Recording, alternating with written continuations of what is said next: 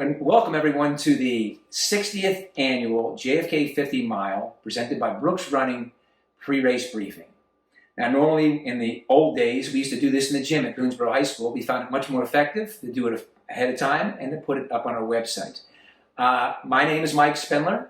I am the race director. Buzz Sawyer had me fill in for him. He was director for the first 30 years from 1963 to 1992, and the greatest honor of my life, he asked me to fill in for him after he concluded the 1992 event.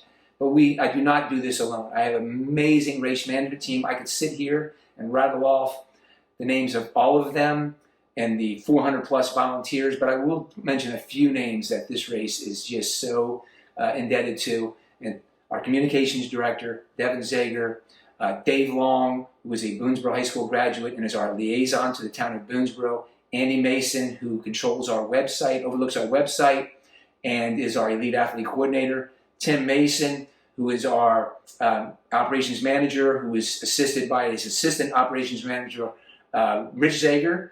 And last but not least is my wife, Maria, who has been with me for 30 years on this venture, and it would not be possible without her. So, thank you to all those people on the race management team, all the hundreds of volunteers, the people from the National Park Service, the people from the Washington County Sheriff's Department, Maryland State Police, on and on, Thomas DeBurra and his medical staff. There's so many people behind this event that make it possible. Now we're going to kind of walk you through it from the start to the finish, no pun intended. But we're going to start earlier than that. The packet pickup, that will be on Thursday and Friday, the 17th and 18th of November, at the Homewood Suites by Hilton by the Valley Mall in Hagerstown. That will be from 3 p.m. till 7 p.m. each of those 2 days. Now, you might be thinking, I cannot get there and get my packet. A friend, a relative, or a teammate, etc. can pick up your packet for you. If you totally strike out, you don't know anyone, we've had people solve this problem by going to our social media sites, who are maintained by Devin Zager, and meet up with someone there and see if someone can pick your packet up. We will not be able to deliver any packets to anyone outside of Thursday and Friday, the 17th and 18th. Now, if you need a bag transported from the start staging area to the finish line, there'll be a truck parked right near the starting line, and officials will point it to you from the start line area.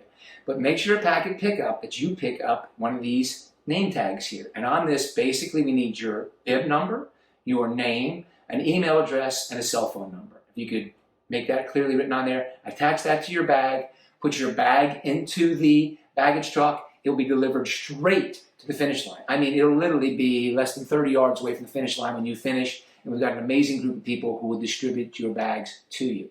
Okay, going back to the start. The race is going to start exactly at 6:30:00. One start, 13-hour time limit. Now, there's going to be time cutoffs along the way, and everything I'm talking about is on our website, but I'm going to mention here as well because I know people get busy and they fast forward through things. But be aware of the time cutoffs. Actually, the very first time cutoff is at the starting line. The gun's going to go off at 6:30, but we can't allow anyone to gain access to the course from Boonsboro after 6:45. And then the time cutoffs come all along the route. Now, do your math homework. Some of the early time cutoffs are very generous to allow you to be very, very conservative across the Appalachian Trail. Just because you get to the 15.5 mile aid station at 11:30 in 5 hours doesn't mean you're on pace. It means we allowed you to go slower. If you do the simple math on that, you've got to be off the towpath by 5:30. That's 6 hours. That is faster than 12-hour pace for the JFK. So just be aware of the time cutoffs, and that for the safety of the participants and the management of the event, we have to adhere to them. Be aware of them, understand the math and the pacing between those spots, and please be good sports. If someone tells you you missed the time cutoff, please stop in the event. Now, if something comes up and you cannot finish the event, we will have DNF, it stands for did not finish, vans scouring the course constantly with radio communications.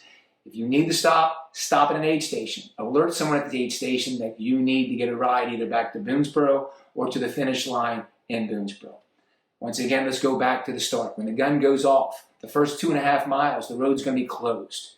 That doesn't mean that emergency vehicles might need to fly through there or a local resident that we did not block off every driveway is leaving their home to go to work at 6:30 or 7 o'clock that morning, be aware that potentially traffic could be on that road. Stay to the right. Once you leave the town of Boonsboro, once things thin out, stay to the right-hand side as you go up to the Appalachian Trail. Once you are on the Appalachian Trail, we're going to ask you to try to stay to the right. We've got over 1,000 people in this event. The trail is basically single track. There's places for 2 people to go through, but basically it's a single track trail. So you try to stay to the right side of the trail unless you're passing. And then communicate. On your left, coming by. And we can make this work. We've been making it work for 59 years prior to this. So just communicate.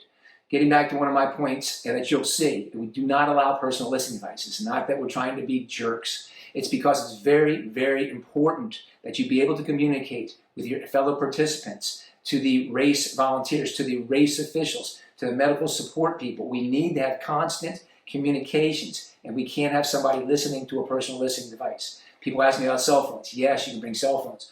Only use them in an emergency situation. Don't be talking to your friends back home and giving them updates and so forth. Now, once you get off of the Appalachian Trail, you're going to get onto the C&O Canal Towpath. Towpath is a little wider, but we still kind of encourage people to stay to the right when you're holding a pace, pass on the left, and give verbal cues when you're coming through. It really makes things work. Once again, we have the largest ultramarathon in the United States, and we just try to really be considerate of our participants. Once you get to the 41.8 mile aid station, you're going to leave the towpath for the last 8.4 miles. If you get to that point after 3 p.m., you're going to be issued a safety vest or reflective armbands. It is for your safety. The last 8.4 miles is traffic controlled, but the road is not closed to traffic. There is a portion between 46 miles and 48.7 miles where we close the lane entirely, but most of that road is open to local traffic. They know what's going on. They drive at a slow pace, but we need you to be seen once that sun goes down. So if you're issued a reflective vest or armbands, please wear them. You may be wondering about bathroom needs. 50 miles is a long way to try to hold it. We're not asking you to do that. There will be portable toilets at the start staging area.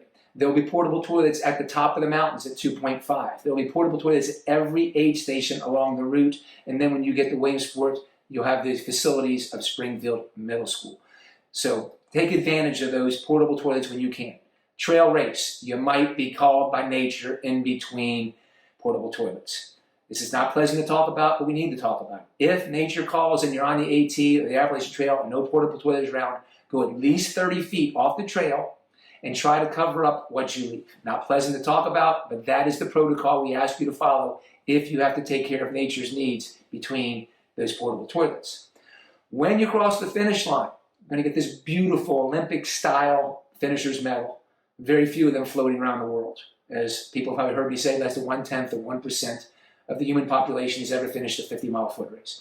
Once you get that medal, they will probably lead you towards the indoor facilities.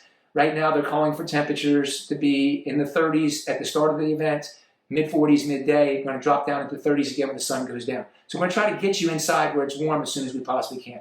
When you're inside, there'll be food, there'll be drinks, there'll be medical support, there'll also be massages. If you plan on getting massage, please, out of respect for our massage therapists, get cleaned up. There's locker rooms there, shower facilities. So if you're going to get a massage, get cleaned up first. If you're going to take a shower, please, out of respect for the 1,000+ other people doing the event, try to keep the shower as short as possible. Now, if you need a ride back to your hotel or to the start staging area, there'll be shuttle buses running continuously. Meet in front of the school. You'll meet in front of Springfield Middle School, and the shuttle buses will bring you right on over to either your host hotel or to Boonsboro. Let the driver know where you need to go, which host hotel you are at, or that you're going to Boonsboro High School. If you do park at Boonsboro High School that morning because you plan on catching a shuttle back to Boonsboro at the end of the day, park at the education complex. There's a high school up there, a middle school, and an elementary school. Park up there. Don't park in downtown Boonsboro. Park at the educational complex. Now, everything I've gone over in this briefing is basically on our website. So feel free to go through our website, check any of these points. If there's something that's still not clear, feel free to contact us, same way through the website, jfk50mile.org, and we will do our very best to answer your questions and make things clear for you. There's one record I'm really hoping that we beat on Saturday. 94% finishers is the all-time record in the JFK 50 mile. It would be fabulous if we beat that record. If over 94% of you who are watching this video finish that event, get that beautiful medal, get your name in the results for all time, and join that elite member of our species that has covered 50 miles on foot in less than 13 hours. On behalf of myself and the entire race management team and the over 400 volunteers who help out, we wish you great success on November 19th. And remember, you're all teammates out there. Look out for each other. If someone's hurt, let some official know. And we've got many, either active duty military or non-active duty military who are up there who also will help you assist. We leave no one behind. And we will see you at the finish line in Williamsport.